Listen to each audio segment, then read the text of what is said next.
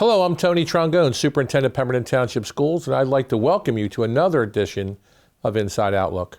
Today I have two important topics to cover, and I'd like to start by sharing the results of our most recent review from the state of New Jersey.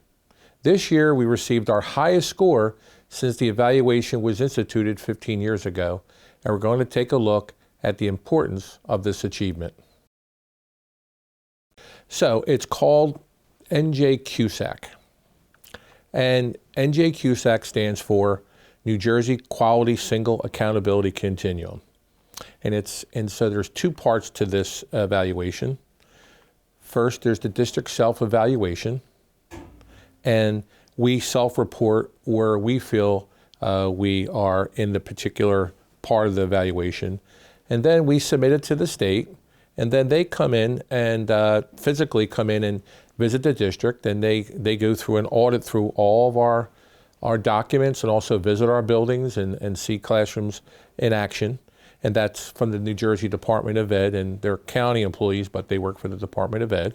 And they break it down in instruction and program, fiscal management, governance and operations, and then finally personnel. And I'm going to go to those, talk more about those categories. So the first category is fiscal management. You would think it would deal mostly with money and fiscal responsibility, and it does, but it also has parts of it include our facilities and how well our facilities are maintained. Next area is governance, and governance is primarily the Board of Education, and it deals with the update and adoption of policies with statutes, regulations, and case law, but also the overseeing of the budget process by the board in regards to targeting student achievement, the evaluation of the superintendent, and also administrator contracts. In operations, you would think facilities is in operations. It's not. Operations deals with how we address student conduct, attendance, harassment, intimidation, and bullying, how we report different events in the district to the state, and then also our busing, our transportation, our health, counseling, and our guidance services.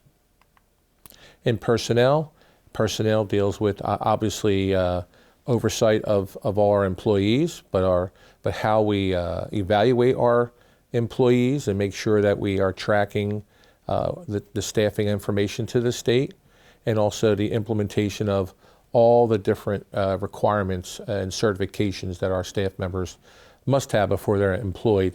And as the example here would be a criminal history background check. And last would be the instruction and program. And here is where we've struggled over the past 15 years. So the first area is the provision of tiered systems of support. So we have a continuum of support that we provide our students, from the students that are not meeting the standards, who need extra help to get up to the standards. And then we also have supports all the way to our gifted and talented students that are exceeding the standards. And so the state wants to make sure that our curriculum provides that to our students. Next is the alignment of the curriculum to state standards. And that sounds like it's common sense. We should have that done, but that's something that they ensure that we have in place. And finally, the reason why we weren't making it is our graduation rate was below the 90% threshold, and then our test scores, our state test scores, were not meeting the standards. And so over the past 5 years, in May, in this particular area, we were at 68% of meeting the indicators in instruction and program. And then they came in January, and the reason why it dropped down to 43%, besides our test scores, our student performance, and also graduation rate, our curriculum wasn't aligned to the standards. So we had to spend a great deal of time updating all our curriculum. And then you'll see a gradual progression of improvement through the years, to where finally this past winter we were evaluated and we were at 82%. 80% is the benchmark of passing this particular indicator of instruction and program. So this is our graduation rate, and this is the progression since 2011. And you can see that in the class of 2018 was an all-time high of 94.8%. Really proud of our work there. And then last year was 92.5%. But again, we're above the 90% threshold for our 4-year high school graduation rate. And then student performance, and I just picked out a couple. This is our grade 3 English Language Arts district-wide. And you can see in 2015, 23.6% of our students were passing the assessment. And then in 2019, we have 48%. And so over that 5-year progression, we increased by 24.4%. So the state looks at not only passing, but also growth. Are we growing significantly every year? And so, and you can see in 3rd grade, we've seen growth and also an increase in proficiency over the 5 years. And in our 9th grade assessment for English Language Arts, you can see that only 19.9% of our students passed the 9th grade English Language Arts assessment in 2015. And then in the spring of 2019, well, the whole year, because we have block scheduling, 50.9% of our students passed the English Language Arts assessment for 9th grade, for a 31% gain over the 5 years. Again, and looking at this, the state, about 7 years ago, made the assessments much harder. So when you see 50%, that actually is the state average. So that's what our goal is, to be at or above the state average. So we're really proud of our accomplishments in this area. And so I want to switch over now to an indicator we didn't meet. And so this is in fiscal management. And so we self-evaluated, and we have a new business administrator, Dan Smith, and he came in and he said, well, we have people going to the store and picking up stuff for jobs and to fix things, and that needs to be approved. We just go and purchase something without going through the proper channels. So we put those channels in, but when he got here, he said when the state comes in and looks at the audit, they're going to see that there were the process wasn't followed, so we can't give ourselves those points. They came in, they did the audit, they saw the same thing that Dan Smith saw, and so we did not get points in fiscal management indicator 15 because we did not go through the proper process with purchasing. And so the grand finale of this particular portion of our show is a letter from the state that says that Pemberton Township School District is now a high-performing school district, meeting all the particular QSAC areas above 80% or more. So we're really proud of that accomplishment. This achievement is a result of the hard work of our teachers, aides, support staff, bus drivers, administrators, and school board members. And I want to congratulate everyone on this exceptional accomplishment. Now I'm going to switch gears a bit and focus on an important component of our school budget called equalization aid. I'd like to break it down so you can have a better understanding of the different contributing factors that determine our equalization aid from the state of New Jersey.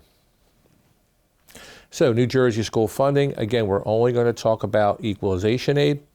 And so the state calculates for every school district what would be necessary funding to provide a thorough and efficient education to every student in that district.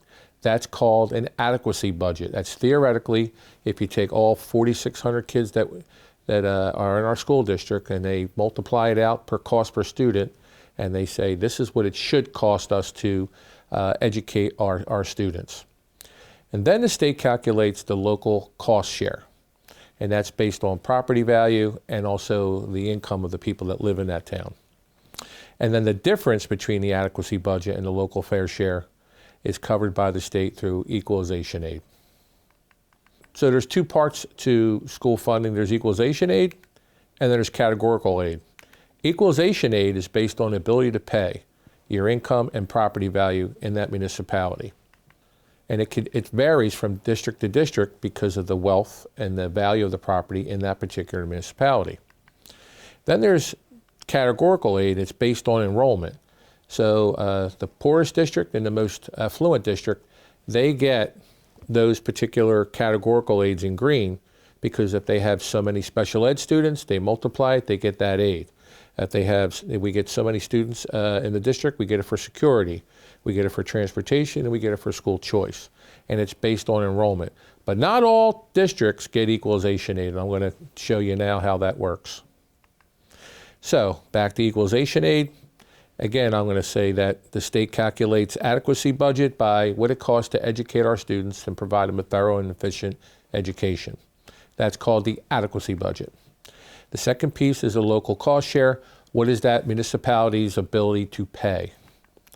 And then there is the equalization aid. So what you do is you have the adequacy budget, you subtract what the local municipality is available to pay, and then what's left is the equalization aid. So now I'm going to show a real simple example. You have a district that the budget is $5. And the local cost share, when they figure it out, they go to the formula, they say that district can pay $1. Then the state says, okay, we're going to fill that gap with $4. That's District A. And that's mostly a poor district, and so you have a more affluent district, even though it's smaller. So this district, it costs $3 to educate its students. Again, this is just a simple example. But yet, when they figured out the wealth of the district, they said that municipality can pay $4 to educate the kids. So they would get no equalization aid. No equalization aid, because the local municipality can afford to fund the school district. So now I'm going to go in detail about equalization aid as far as Pemberton. So Pemberton's adequacy budget is $82,104,637. And then I picked another district that had similar value in their land and in their property value. And their adequacy budget was a smaller district, but their adequacy budget was $16,176,193. That's what it costs to educate those students. The bigger circle there is Pemberton, the smaller one is Chester Township. Now, when we look at the ability to pay, you can see that Pemberton's value for all their property is $1.5 billion, 1.498. And then you can see that Chester Township's was almost the same as Pemberton's, 1.490. So they had about the same amount of property value. But what we have to account for is the income of the people that live in that particular municipality. So in Pemberton, the aggregate wealth is $492 million, and the aggregate wealth in Chester Township was $675 million. So there's a big difference in the wealth of the people and what the money they're making in that town. And so when you look at Pemberton Township's local cost, they should contribute about $24.7 million, where Chester Township, because they're more affluent, should be contributing $27.6 million to the school district. So that's how the state weights it in regard to our ability to pay. So now the next slide is going to be more particular to these two school districts. So I mentioned the adequacy budget, which is $82,104,637.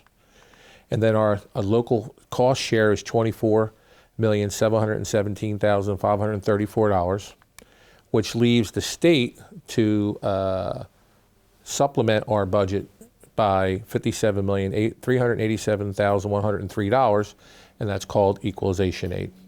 And now I mentioned Chester. Chester's adequacy budget, I know it was smaller, but it was $16,176,000. And if you look at the local cost share, their ability to pay was $27,658,683. And so the state does not provide that gap.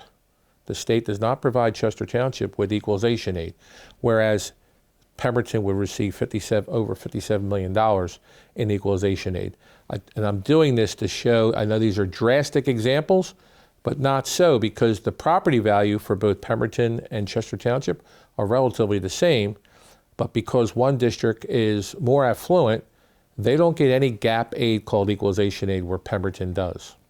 And this has nothing to do with being an Abbott. It's the current formula. It's understanding the current formula. So in closing, you have equalization aid, you have categorical aid. Equalization aid is based on the ability to pay, our income and our property value. It's different for each district depending upon that district's ability to pay. And in categorical aid, everyone gets some sort of categorical aid, every district, and it's based on enrollment. I hope I've given you some insight into the complexities of school funding and how equalization aid is determined. That's our show for today, and now it's time for another edition of The Creative Classroom, where we will visit an Honors Psychology 1 class at Pemberton Township High School to learn more about their final project called Buzz Talks. Here to help us learn more about this unique project is Pemberton Township High School senior Addison Dorsey. Hello, and welcome to another episode of The Creative Classroom. Today we're here in a class I was lucky to be a part of this semester, Ms. Rosenthal's Honor Psychology 1 class at Pemberton Township High School. As the semester winds to a close, my classmates and I are completing our final project, which is an adaptation of the famous TED Talks, appropriately renamed Buzz Talks, to reflect the Hornet spirit here at PTHS. We've been engrossed in this unique project for weeks now and are getting ready to share our finished product. Before we talk to some of my classmates about their individual Buzz Talk, let's get some more information from our teacher, Ms. Rosenthal. Ms. Rosenthal, can you tell us a little bit about the project? Sure. So we like to say in psychology that psychology is everywhere. It is ubiquitous. And when we cover the curriculum of the units of study, students always have really good questions. They're always curious about going off on tangents for important things. And so I like to show TED Talks that go along with each unit. And sometimes the TED Talks spark even more curiosity, and students have questions that I can't necessarily answer. So I like to try to teach them to be resourceful, to find out that information and extend their learning on their own. So we came up with the idea of students launching out and finding their own TED Talks and then becoming experts in a particular area of curiosity that resonates with them, and then making their own. So that way they can be our resident expert on a variety of topics and share that with everyone here at Pemberton. And so that's how the idea for Buzz Talks was launched, and I'm very excited to see what they come up with. Thank you, Ms. Rosenthal. Now it's time to interview some of my fellow classmates. Hi, Sarai. Can you tell us a little bit about your Buzz Talk topic and why you chose it? My topic was the flaws in the justice system, and the reason that I chose the topic was because in psychology we were discussing statistics and the flaws in the justice system, and as students we use vetted sources and library databases, and once I looked deeper into my topic, I was fascinated by the results. Has anyone ever met a person who made them feel like they can never do anything right? A person who you feel like has it out for you from the start for no reason at all? This person could be a school teacher, a coach, a bus driver, or even a family member, and it's hard not to take it personal, isn't it? It's hard to keep your head up when that person's around because all they do is make you feel discouraged. What if I told you that for people like me, it feels like the justice system is that one person who has it out for us? When I say people like me, I'm talking about minorities, also referred to as people of color. This subject might make some people a little uncomfortable, but it's okay, just hear me out. Hi, Victor. Can you tell me what compelled you to pick your topic? So I noticed that there's a big difference between certain people in our school environment because our human energy, which is a topic I did, was very different, and there's a diverse atmosphere in our school. So I wanted to see if we can bring a little more positive energy into the school climate. Did you find a way to do that through your research? I found ways to do that in our classroom, but I want to find ways to expand it to the whole school. What we should all be aware is that our human energy can and will affect the people around us. But don't forget that it's important to monitor yourself too. Today you learned what human energy is, how human energy can affect others, the contribution of mirror neurons, and how you can apply this information in the working world. Hi, Cassandra. You researched cultural taboos of depression. Can you tell us a little bit about what you found? So I found through research into my topic that it's more common, the stigma in depression and mental health is more common in men, because men and boys are viewed as strong individuals and they're not allowed to show emotion in our society, and that's where toxic masculinity comes in. Was that the primary part of your Buzz Talk? Did you find anything else? I did find other things. So, like, I already knew about the toxic masculinity part, but I also looked into the stigma against women and their depression, because women are more likely to admit to a mental disorder or illness than men. Depression, by definition, is categorized by persistent depressed mood and loss of interest in activities that you would normally be interested in. Common symptoms of depression are forgetfulness, slowed speech, slowed thought process, sleeping too much, not sleeping enough, not eating, eating too much, self-harm, suicidal thoughts, anger. I could go on. The depression is so sophisticated, and what I like to say is spectrum, because everyone experiences depression differently. Hi Zoe, can you tell us a little bit about how you actually made your buzz talk after you got your evidence and research down? So my topic was criminal behavior and how it ties into learning theory, and I created a doc where I just kind of took all the information and then created a script for me to talk about, and I narrowed it down into like a generalized way of how they learn, and I took like 2 big topics and just kind of talked about it, and then I created a slideshow. So visual is like a really good way to learn, so I created a slideshow just so people could remember what I was talking about. Hearing throughout the halls is why. Why do they act out like this, and what causes them to act like this? The theory that I will be presenting gives a generalized statement as to why they act like this by tying general learning principles into criminal behavior. Now, important idea to why is operant conditioning, which creates a link through behaviors and consequences. C.R. Jeffrey describes differential association as when people learn values and beliefs that are linked with crimes. I'd like to thank my classmates for sharing their ideas with us and giving us an overview of this cool project. And while we didn't have time to share everyone's completed buzz talk today, they will soon be available for viewing on our high school website. That's our show for today, and we look forward to seeing you next time on The Creative Classroom.